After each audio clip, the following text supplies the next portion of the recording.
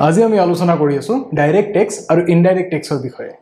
ইয়াৰে এটা নহয় এটা টেক্স হয়তো আমি আটাই ভৰি আছো এতিয়া ডাইৰেক্ট টেক্স বুলি কোৱাৰ লগে লগে ইয়াৰ কিছু ভাগ আছে আনহাতে ইনডাইৰেক্ট টেক্স বুলি কোৱাৰ লগে লগে তাৰ কিছু ভাগ আছে ডাইৰেক্ট টেক্স আৰু ইনডাইৰেক্ট টেক্সৰ ভাগসমূহ আমি কেনেকৈ মনত ৰাখিম তাৰ বাবে আৰু এটা শৰ্ট ট্ৰিক এতিয়া ডাইৰেক্ট টেক্স বুলি কোৱাৰ লগে লগে আপুনি মনত ৰাখিব লাগে এটা শৰ্ট টাৰ্ম সেইটো হৈছে wipro.co.in ইয়াতে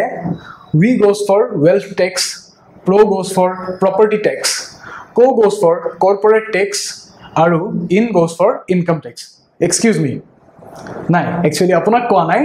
মই কৈছো এটা টাৰ্মৰ কথা যেতিয়া আমি ইনডাইৰেক্ট টেক্সেছৰ ফালে আহো আপুনি মনত ৰাখিব লাগে এটা শব্দ সেইটো হৈছে excuse me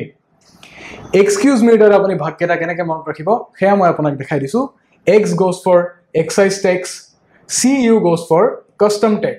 SE goes for service tax, M goes for market tax, and E goes for entertainment tax. গতিকে এই দুটা শর্ট টার্ম মনত ৰাখি আপুনি মনত ৰাখিব পাৰিলে ডাইৰেক্ট টেক্স আৰু ইনডাইৰেক্ট টেক্সৰ আটাই ভাগসমূহ আপুনি যি টেক্স পে কৰি আছে যদি আপুনি জানে তেনেহলে কমেন্ট বক্সত আমাক জনাবলৈ নাপাহৰিব ধন্যবাদ